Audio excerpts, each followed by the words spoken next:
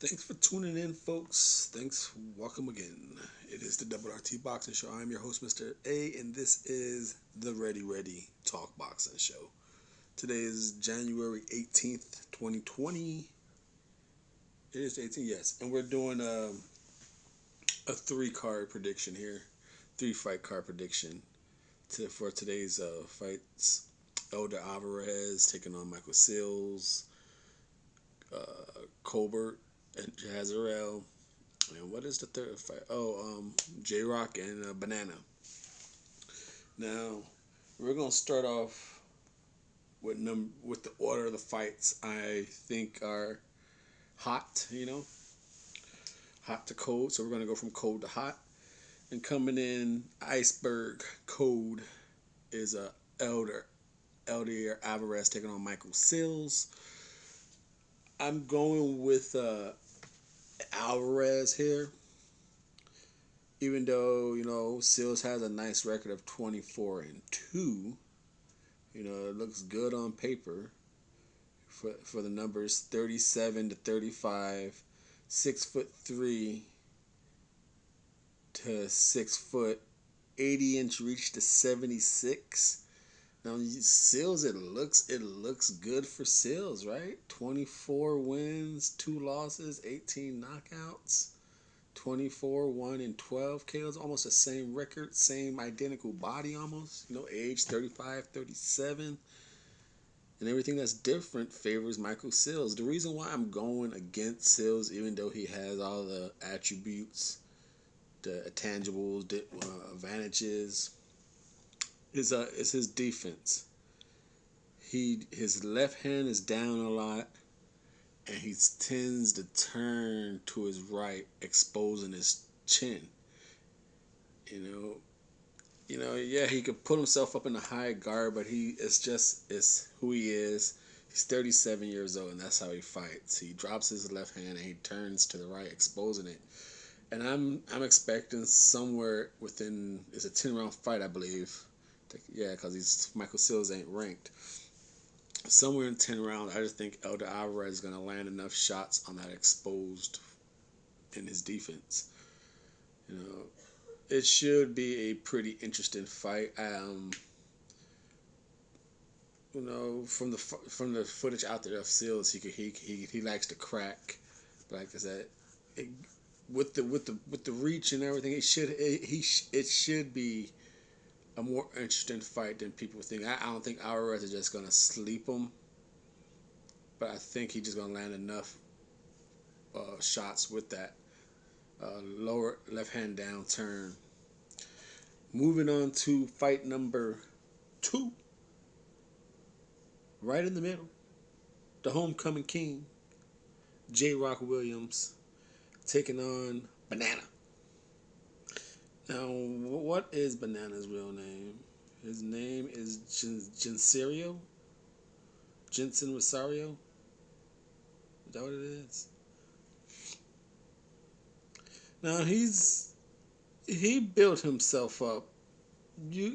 I know people don't say, why the fuck has he got a title shot?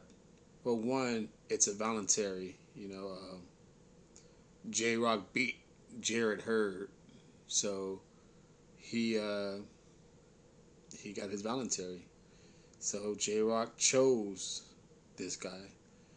This is who J Rock wanted to fight. J Rock blessed him with opportunity, and this is what we get.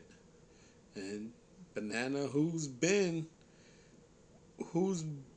pretty consistent with the PBC mid cards, he's always he's been brung in as the opponent, and he's done pretty decent as the opponent.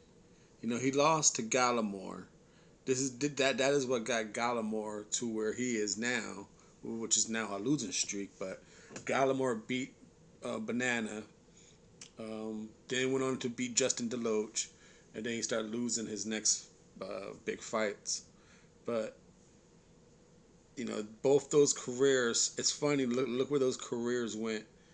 Nathaniel Gallimore and Rosario Rosario lost that fight, and he got stuck in that mid tier range while Gallimore went on to bigger names, and Rosario was down here fighting. After that loss, he fought a Nunez 5-0, Larby. Then he had that PBC 6 round draw with Mark Anthony. That was a decent fight. He beat Justin Deloach. That was where he was brung in as opponent off the Mark Anthony Hernandez. I mean, off the Mark Hernandez performance. Like, okay, because Hernandez was supposed to be like the, the one who was really getting the shine. You know, they're trying to see what he's about. But and same thing, they brung in Rosario Banana. Same thing they did with Gallimore as a tough opponent to make Hernandez look good. He got him a draw, so they put him against Justin Deloach as a comeback from Deloach's loss to Gallimore. This was supposed to be Gallimore beat Rosario. This is supposed to be Justin Deloach comeback. Fucking Rosario upsets him. Then he goes and beats Jamonte Clark, another guy who was undefeated, 13-0. PBC was trying to slowly build him up. Rosario upset him, and then he fought Juan Carlos Rodriguez. I don't recognize. I don't know if that one. What event was that? Was that on a PBC card? No, that was in Dominican. No one I don't recognize that one. That was Dominican Republic, and then they brought him back for that rematch of that draw with Hernandez, and he knocked him out. He did a lot better in that fight. And then he fought Jorge Cota. You know, yeah, he went the distance with him, but that's the same Cota that Charlo fought. Charlo may have knocked him out, but it's the same fucking guy, same caliber opponent. You know, Charlo fought him, got himself a title shot. Charlo beat him and got himself a title shot. Rosario beat him, got himself a title shot. So Jorge Cota, you know, and just to go off topic, I believe Cota got a match coming up. Who's trying to get themselves a title shot off Cota now? Thomas Lamana. I think it's on, might be on this card. Um, so Rosario's slowly been doing his thing. Is he worth his number 9 spot? I believe that's what he is in the IBF. Like number 9. Where's J Rock? What is J Rock holding down? Number 9. Mark DeLuca, number 7. Well, Kell Brooks going for number 7. Shit. So we got Rosario, number 9, getting picked by the champion in his voluntary. So, um, does he deserve it? Sure. He's is he the most likely opponent to get a title shot? No, but for the work he has been doing, for the ladder he has been climbing, it might be a C tier or a B tier, but he's been climbing it and passing people, you know? So the Banana definitely in a way deserves this title shot, deserves the opportunity to be a fucking long shot, a whatever odds he is, 10-1 odds. I have no idea what odds he is, but I'm pretty sure he's not here. Then no one's picking him to win it. I want him to win the fight. I like him, but the thing is, I like Julian Williams' fighting style.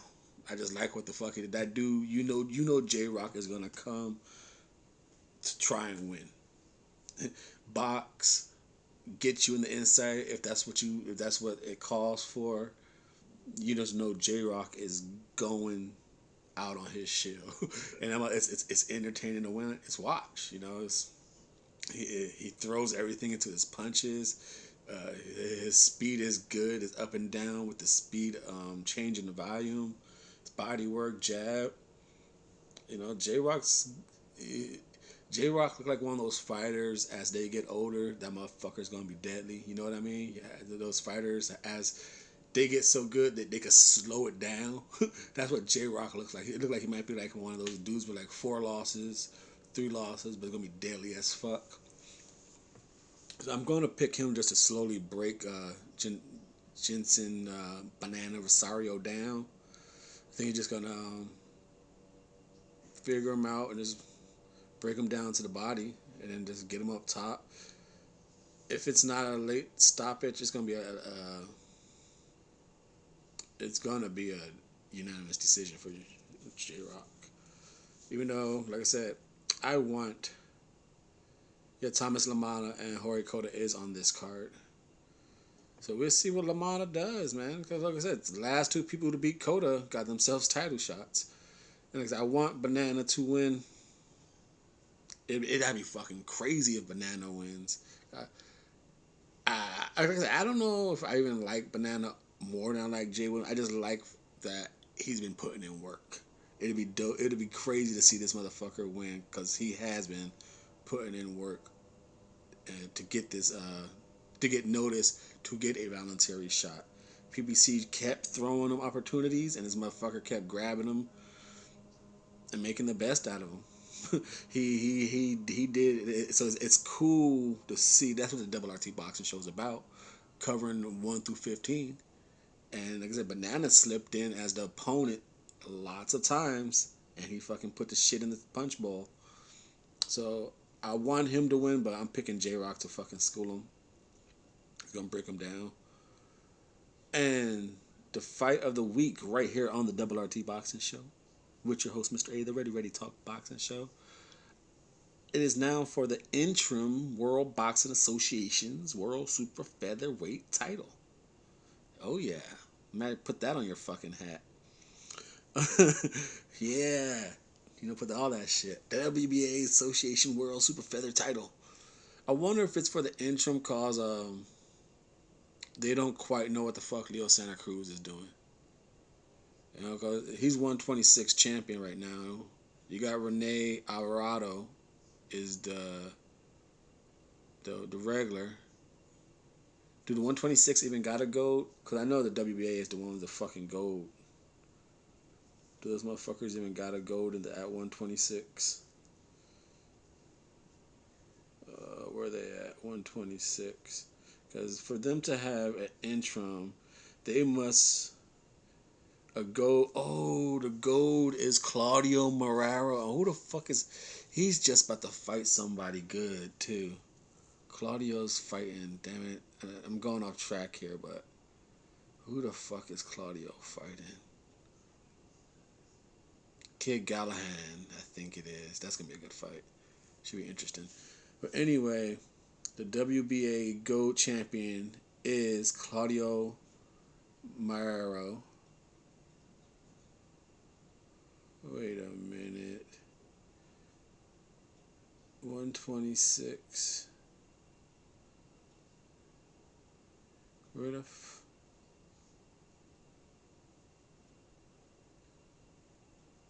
fuck is he, man?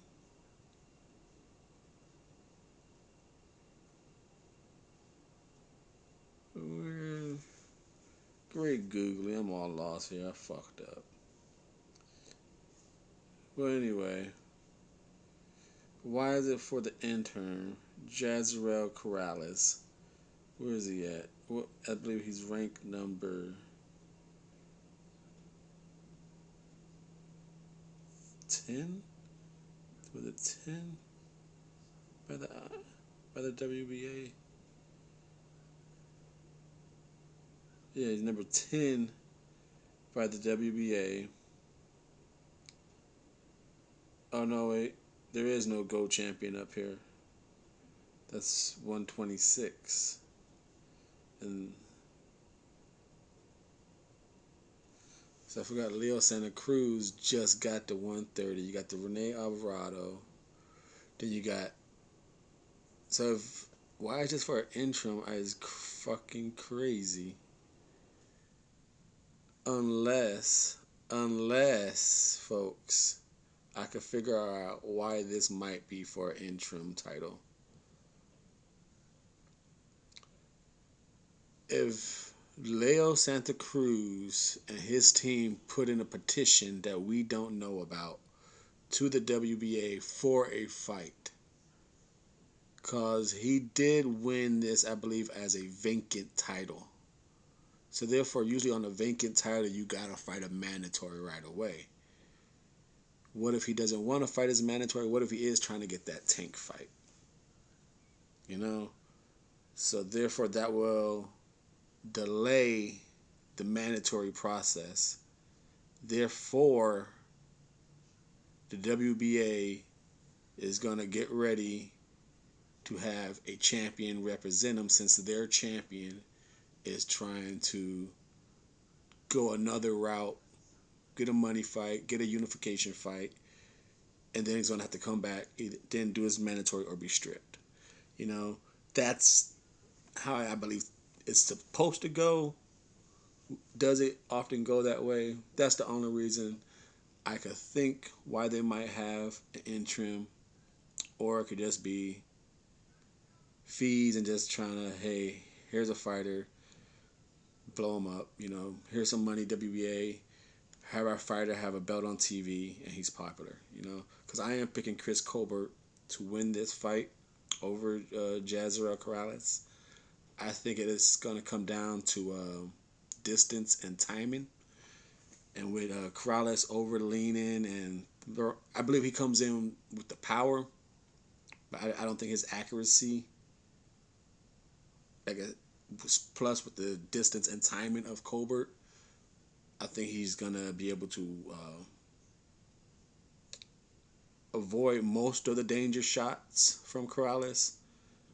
And let's check out the measurements of these fighters right here on the RRT Boxing Show. This is your host, Mr. A, and we are breaking down and predicting the bouts of Saturday, 18th January 2020. Chris Colbert comes in at 5'8" to 5'6", so he has a 2-inch height and a 4-inch reach with a 71 to 67.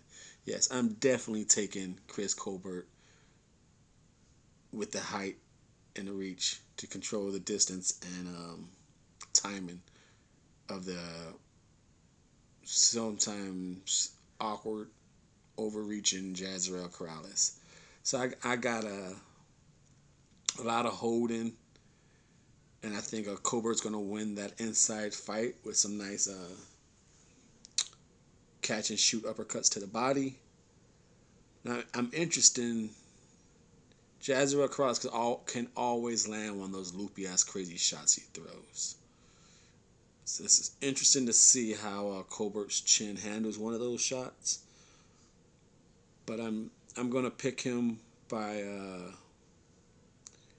a late round stoppage. I'm going Chris Colbert with like 11th round stoppage to become the new interim WBA World Boxing Association's World Super Feather title champ. Long ass fucking mouthful. Well, that is it. That is a 3-fight card breakdown. Luis Vernon, Argentinian boxing, trying to get back in the welterweight conversation. At one point, you know, he fought Friday, and he won. He's been on a very shit streak, a draw and a loss.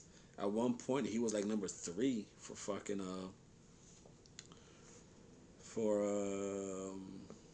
Danny Garcia. I mean, not Danny Garcia. Terrence Crawford. You know, he was. Now he's just completely off the fucking 15. So he's trying to do his comeback. He fought yesterday.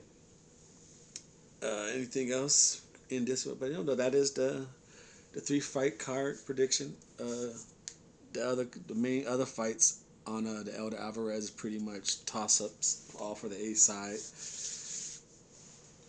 Nothing really, the A side showing all those. Thank you for your time and support. Follow me on Twitter at RRTB Show. Support the show. Hit this thumbs up. Thank you for your time and support.